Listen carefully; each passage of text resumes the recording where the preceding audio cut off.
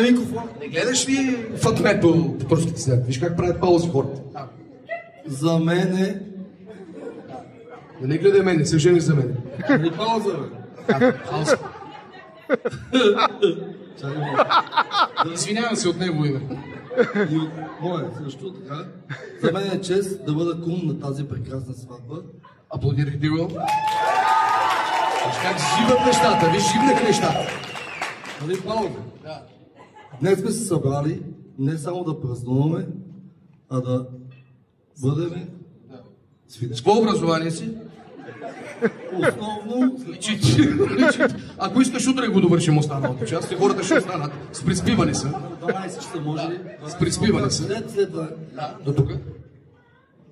Дай да скъпа Нели. Чакай да скъпа Нели. Преси, кажи го от него име. Дай от скъпа Нели, защото тук и предния път за ви видяхте фика. Тук ти е трудното изречение. Тук е слабо място. Не бе, слава, ти ма прекъсваш ти. Ти да не си без Комаринов. Сашка Васева се. Така, скъпи Нели и Геро, пожелавам ви в дните ви заедно да бъдат изпълнени с разбиране, уважение и любов. Не дъпай микрофона, момче.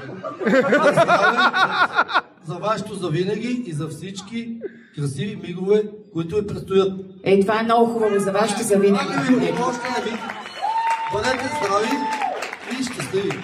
Друго е, аплодисменти за кума. Аплодисменти! Сватбата шикна, сега ще почват хората.